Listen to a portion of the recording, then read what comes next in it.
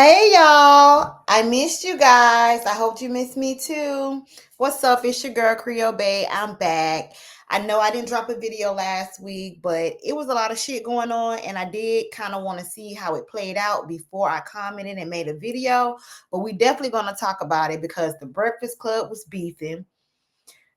Yellow Breezy got arrested. Big U got arrested. They trying to send teens to work at night in Florida. They got so much shit going on because we know it's just fucking ghetto out here. So let's talk about it. We're gonna start out with this Breakfast Club beef going on. Well, the Breakfast Club drama that happened on it started on live. It's been going around. We all know about it. So I'm not gonna play the clips. We've all seen it. It's been talked about over the week. Now, looking back on how everything played out, even with how the Breakfast Club did the rollout with Jess, it was very kind of seeming like it was some social media stuff going on. I kind of wonder if that all plays into this because they had this big drama fallout on air, and then within that same week, DJ Envy and his family got rewarded, got a family award. Congratulations to them. Charlemagne got the cover of Varsity magazine. Congratulations to him. Jess was on Shannon Sharp. Congratulations to her. And Lauren also announced her own podcast, which is dropping soon. Congratulations to her as well. So everybody is winning. Everybody over there eating. Everybody over there got a job and a contract. So it makes me wonder if that was a great opportunity when Corey Holcomb said that online. It was a great opportunity to take the bait. So I don't know. I do know there was tears involved, so some of it may have been real. But then again, Jess is a pretty good actress, so we may never know. Either way, it is well played how it is how they have handled it moving forward. They all are making light of it, making jokes out of it, making content out of it, and making money off of it. So I ain't mad at them. Could it have been a real issue at work, or could it all have been PR? Either way it goes, they took that moment and took it to free marketing. So hey, do the big one. But things like that do definitely happen in the workplace. Well, where you would feel like there's tension between you and a coworker, and really what happened up there, that's a management HR issue that did not communicate well to them, because that could have took one team meeting to discuss the structure of the show. Simple as that. One team meeting would have done that if management and HR had done that. But like I said, we never know. It might all be PR. Smart marketing, if it is. Now, we're going to move along. I pose a question, as I usually do, with what's going on that seems to be going on a lot. Well, we all know, if you don't know, well, now you know, Big U has been arrested and he has been indicted. I did start reading the indictment. It's a lot. And the fact that it is a lot, but not only is it a lot, it's like the shit is so crazy. The craziest part to me is they've been affiliated with gang for a long time. The shit that they've been doing been going on for a long time, but they really don't need no witnesses at the trial, because they could just pull up their fucking podcast videos, their YouTube videos, their social media posts. They did a fucking documentary about hip hop that Big U was there. I remember because I watched it. It was on Hulu, and they talking about how they make people to check in and pay. That is fucking extortion. Like, you are saying this on camera. They don't need no witnesses. I don't know what deal they're gonna give you, my boy, but it would be in your best interest. Just take that deal. I've only got through half of the paperwork so far.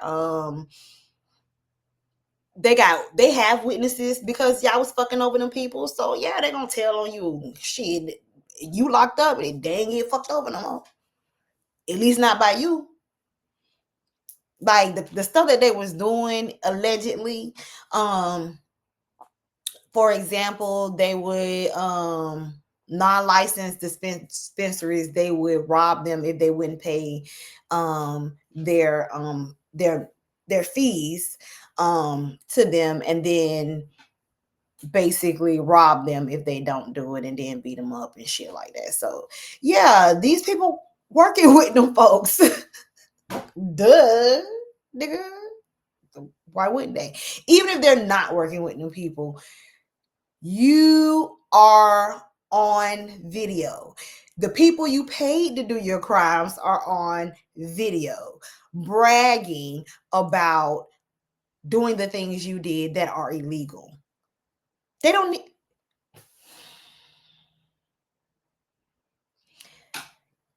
What baffles me the most, the craziest shit to me is these ain't no jits. These ain't no young boys. These motherfuckers in their 30s, 40s, and 50s, 60s. Motherfucker, you supposed to be about to retire. Why are you on social media telling on yourself? And you the OG. That's why these kids fucked up. The blind leading the blind. But yeah, I'm no lawyer, but I'm gonna get my unsolicited opinion per use and make a deal, because the amount of evidence that is on the internet with y'all bragging about the shit that y'all did, the documentary, it's like that, all of that shit is in there. And WAG 100 just won't shut the fuck up. He just won't. But he ain't getting arrested. But that's West Coast shit. I don't do no gang activity shit. I'm just giving my opinion on what's going on in the entertainment business, because I can do that. But moving along, I do pose a question. And what makes me pose this question is, if you have not heard, Yellow Breezy was arrested. He recently did make bond. He was originally arrested on a $2 million bond in regards to Mo 3 being unalived, basically walked down on the highway. And this happened in 2020. They had back and forth, Yellow Breezy and Mo 3. They had beef back and forth. And Yellow Breezy was shot at, and then he was shot at and unalive, right? These people come from environments of a culture, and I understand it. I understand you grew up in the culture, or experiencing things. You don't have to become what you grew up around.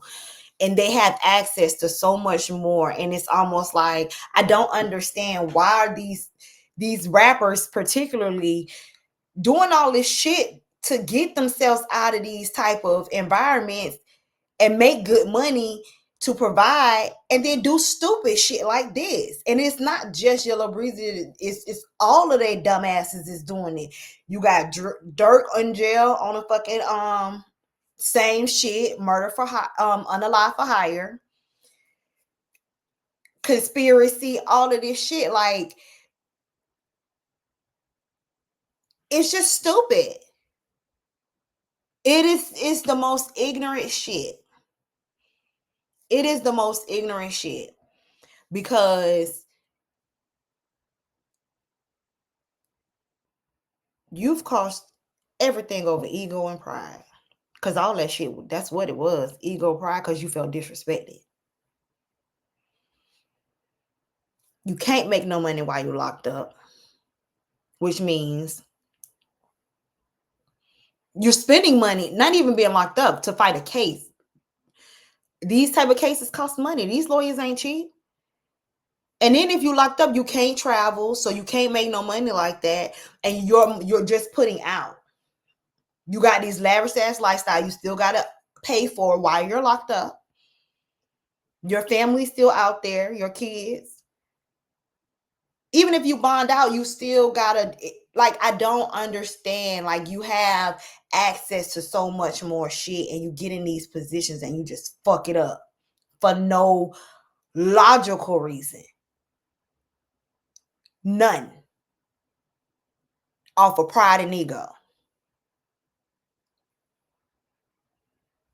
It just makes no sense to me. It makes no sense to fight to get where to fight to get to where you are, and you get to a certain place in life and you fuck it up over, oh, that person disrespected me. Fuck them people. I ain't gotta be dealt up with them. You don't fuck with me, I don't fuck with you. Now, I do understand when violence gets in play, but y'all gotta, at some point, at some age, y'all gotta let this go and handle it accordingly. Y'all gotta leave this shit alone. Y'all got yourselves who you should be living for, your kids, and they can't do nothing with you locked up. Especially once they've been exposed to this lifestyle and they're in it, and now they have to publicly go through this shit with you too. That ain't fair to them. It ain't right. So hopefully, I don't know what's going on with these rapper dudes, but these folks looking at you. And quiet as it's kept. I'm surprised Memphis they ain't started something with Yo Gotti yet. As quiet as it's kept. And I don't even know if he had something to do with it for real. But the fact that the lawyers was paid by his organizations, it don't look good. That can be wrapped up in something. Or it could be coming allegedly. You never know. We just gonna have to wait and see. But these rappers, you entertainers, they are looking for reasons. Like, y'all putting all your shit on social media. All I gotta do is watch your fucking streams. Watch your shows. You're telling on yourself.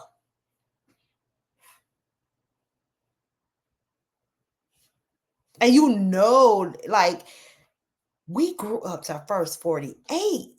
If First 48 taught you nothing else, is they gonna check your social media. So why are y'all posting your crimes on social media, bragging about your crimes on social media? We grew up watching First 48. You should know better than this. I'm gonna need y'all to do better. All right. So and speaking of people dealing with court issues, I'll go ahead and slide in a little Diddy news, Diddy update. He did have a win in court. Last year I did report about a lawsuit against Diddy with a former employee, Little Rod. You can check that video out on my page as well. Well, out of the 9 counts that Little Rod filed with on Diddy, 5 of them were dropped in regards to the RICO. And because there was not enough evidence, they are still sticking with some of those charges, like I think to help build on the sex trafficking case. But that is a small victory for Diddy, as well as the man who had the hotline, Tony Bose, whatever that fool name, but Tony Bozo. Because when the hotline came out, it was definitely like, yeah, he with that fuck shit. So when he set up that hotline, I was like, yeah, I don't think that the victims is telling the truth. He just trying to, and now he's dropped. He can't pursue the Diddy case, from my understanding. So those are some small wins for Diddy. But as we know, he's still fighting those trafficking charges as well. And I'm ready to see this court. I'm ready to watch Law and Order. You hear me? Cause your girl are gonna be in. I want to see what witnesses they bring on the stand. Who gonna tell it? Because they had a lot of music execs on that paperwork. All right. So in government news, moving right along. Good old Florida. Florida's Floridering. Florida is Floridering. They are trying to change the laws in Florida on letting kids 14 at the age of 14 and up to work overnight. So I'm going to explain what the laws are currently. Currently, the laws are they can't work during school hours, from my understanding. But if they're 14, hold on, let me see. Hold on. So right now, Florida has it where they have restricted hours for kids where they can only work during certain hours, from 6:30 a.m. to 11 p.m. But when you're 14, there's laws where if you work over 4 hours, you have to have breaks. For 16 and 17-year-olds, if they work over 4 hours, they have to have 30-minute breaks. They're trying to change all of that. They're trying to change these laws that were changed right after the Great Depression.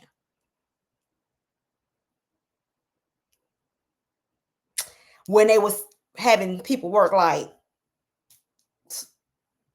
modern day slaves, getting paid little to nothing, minimum wage is what, $7.25 in Florida. Ain't no way in hell I let my 14-year-old work overnight. And if you're a parent and you allow them to do it DC, they need to come lock your ass up. Even if they make it a law. If you're a parent and you allow your child to work overnight, they need to come lock your ass up. And they need to shut the motherfucking company down that's going to allow it. This is not okay. There is no reason a 14-year-old should be working overnight. There is no reason why the government should think it is okay for a 14-year-old, a 15-year-old, a 16-year-old. I may let a 17-year-old slide if they done with school. Maybe. I wouldn't want mine personally. But there's no reason why a 14-year-old should need to work overnight. There's not a job that they should qualify to work for that is overnight. I don't care if it's McDonald's, Burger King, Taco Bell. They should not be working overnight. Especially at a place like that when it's only like 1 or 2 employees in there. Nah. Even if the government allowed this shit, they shouldn't even allow it. But as a parent, if you are allowing your 14-year-old to work overnight, your ass need to be locked up. There's no reason a 14-year-old should be working overnight. A 15, 16, or step, they don't need to be working overnight. This shouldn't even be a fucking topic. This should not even be a topic. A part of that is because immigration. They're sending people back. They need people to work jobs. Now you want us to allow our kids to work these crazy hours because somebody needs to work it? Nah. These parents ain't the same parents. Like we had parents that was, some of us know, some parents in this generation don't even want their kids to work. Okay.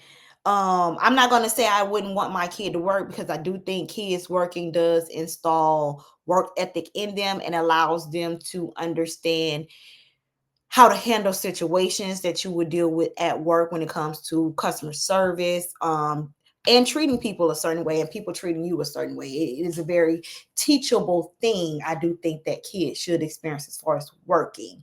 But overnight, nah. Y'all lost y'all damn mind.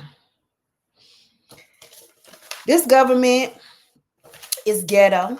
We know it, They're trying to send 14-year-olds to work overnight. They discussing war plans in a damn group chat. Yeah, let's get on that. Let's get on this group chat shit. I know what me and my friends talk about in our group chat, and it ain't never been leaked. But y'all leaking war plans, and y'all got people in the group chat that ain't even supposed to be up in there. Then you lie about it. Like the other person lying about them being in there. So then they got to go tell it even more.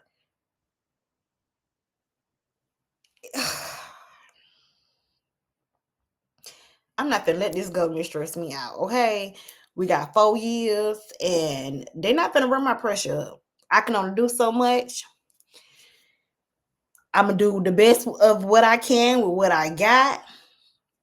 But with this ghetto ass government, what I'm not gonna do is allow it to stress me out. Because these imbeciles that they put in office, these imbeciles that they put in office don't even have enough sense to make sure. First of all, it should even in the fucking, it should not be in text.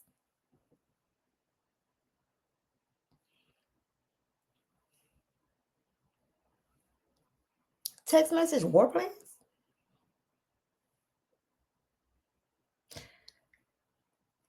Where's the clearance in this? Where is the clearance? Who is in charge of keeping them accountable for these folks not about to stress me out? It's a shit show.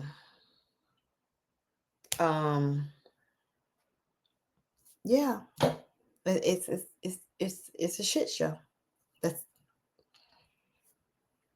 the government right now is a shit show. We're just along for the ride for the next 4 years. Yep, for the next 4 years. This is just the beginning, y'all. We ain't even 6 months in. That is the craziest part. We have experienced all of this shit. I ain't never seen a messier. I think the last time he was off, that shit was messy too, but it was never to the extreme that it is now. And while it is, the jokes make themselves and it's entertaining in some parts, it is.